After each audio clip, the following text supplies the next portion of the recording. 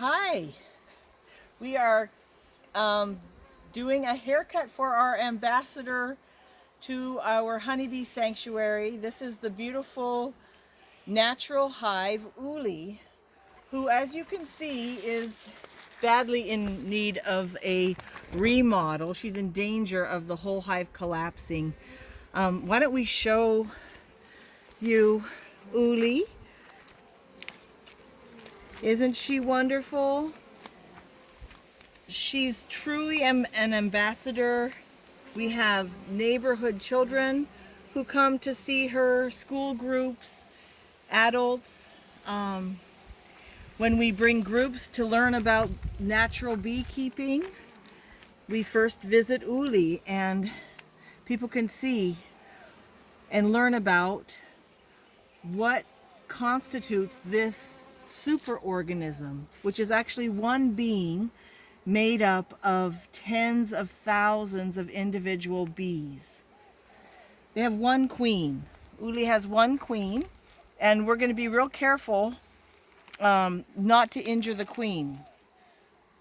If the queen in a hive gets injured, the bees, if they have an egg, a fertilized egg, they can make another queen, but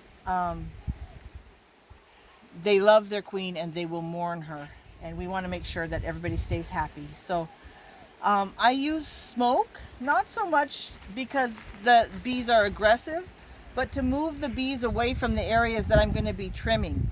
We're giving Uli a haircut in preparation for removing and replacing this top structure, which is where most of the honey is stored.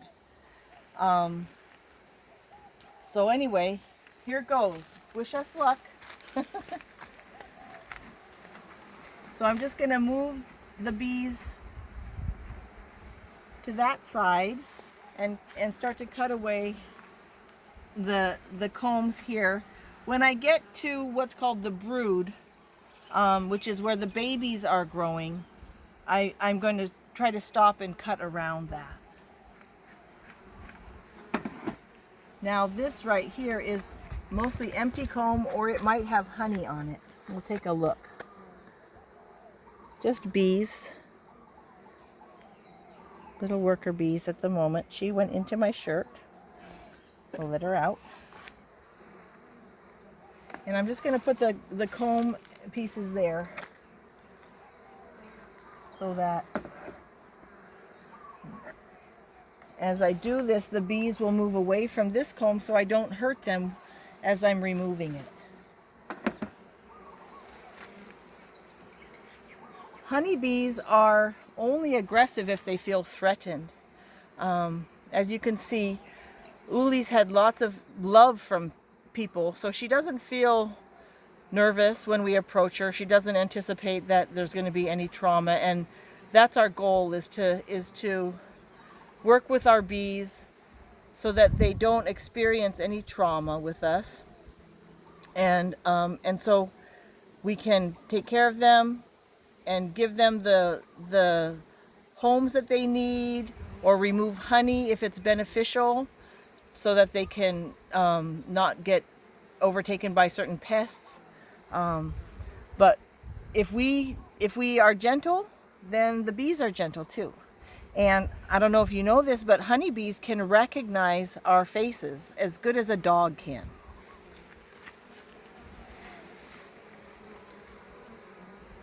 So I'm just gonna, I've smoked them away, just gonna remove the comb.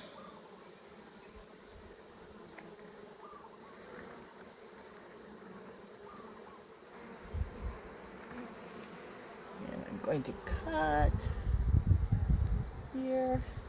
I'm actually gonna leave these outer combs as a place for the bees to rest on for now.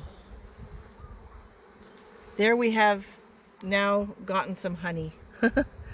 This is where the bees are making and storing honey.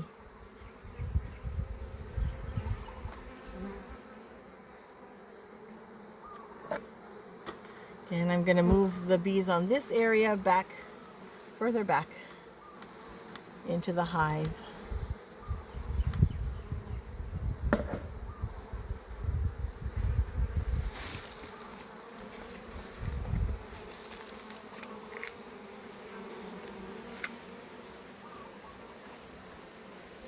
Bees are so generous. Whoops.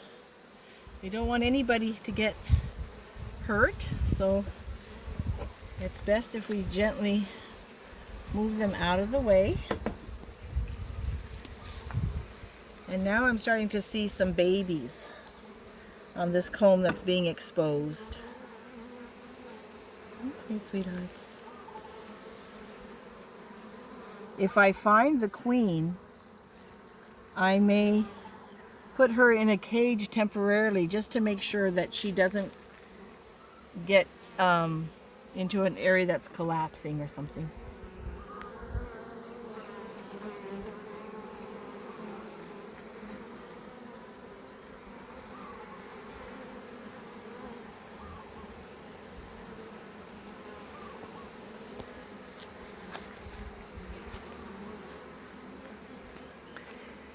You know, we may want to transplant this comb, Joe, into that pink nuke. Yeah.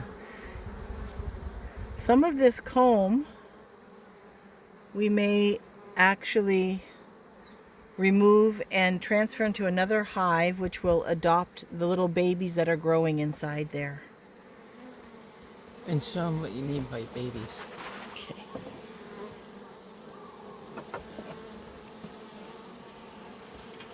So you might have to do a close-up here. So here we have what are called capped larvae. These are actually boy bees called drones, these large ones, and the smaller ones are the worker bees, which is mostly what you see.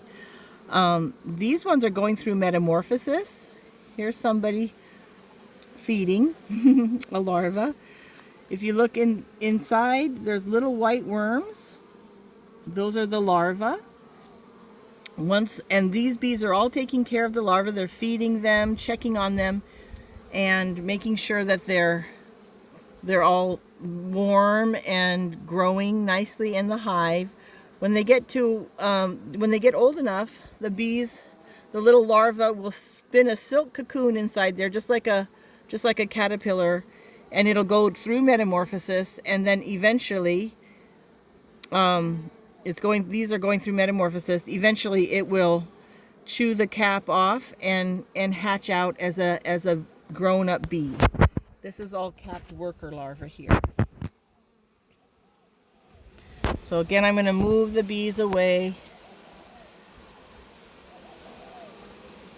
trying to find the edges of where this other piece comes in and leave some on the sides for the bees that are going to be without. There's so many bees here, right? You need to have a place for some of them to stay. And we're going to let them suck up that honey and come back. Bees make honey by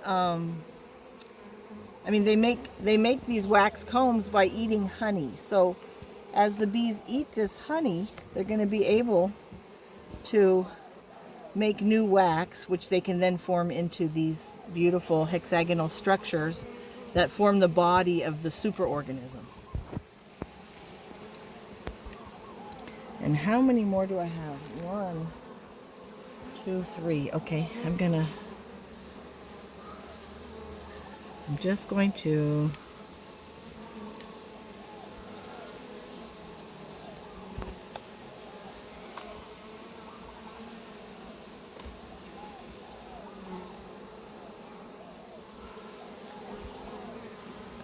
see. I really don't want to hurt any bees. Sometimes I have to hurt the larva though.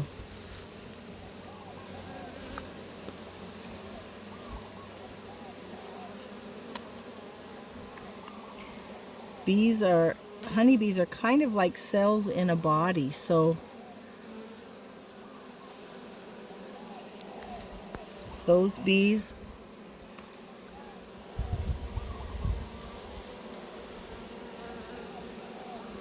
Okay, move out of the way, everybody. You're gonna move that up. Okay. I'm gonna go to the other side because I'm seeing mostly larvae, and this is where our queen is. We're gonna go and remove the other comb now. Joe. This is a really difficult process, and I'm having to make the choice to do this now rather than risk the whole colony collapsing and falling onto the ground and squishing and being destroyed. So this isn't what I'd like to do, but it's necessary for her survival in the long run.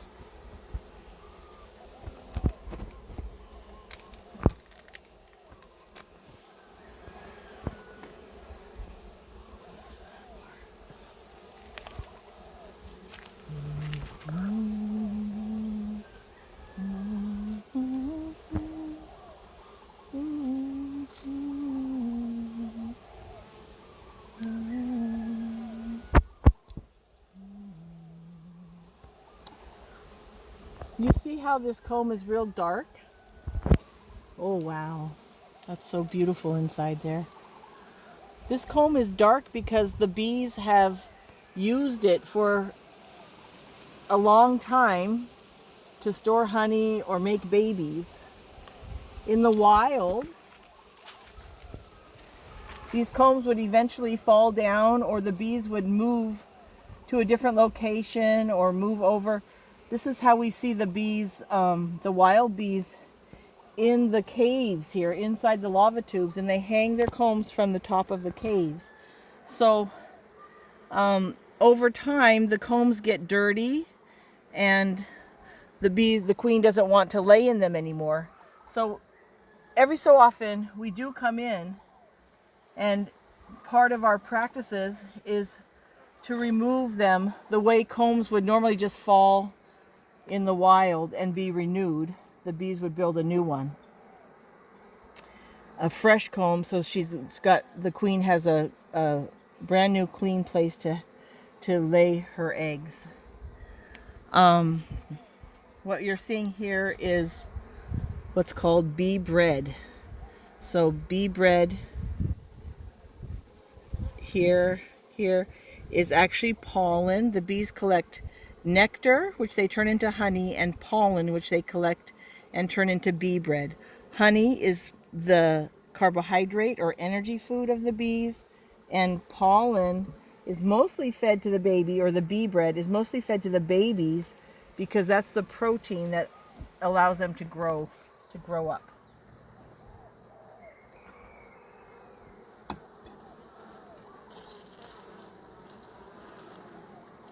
So as much as it seems like a little bit hard on the bees, just like our skin cells need to be renewed, and they renew themselves, so the honeycombs, it's helpful for the bees ultimately to renew the honeycombs so that they don't become full of disease.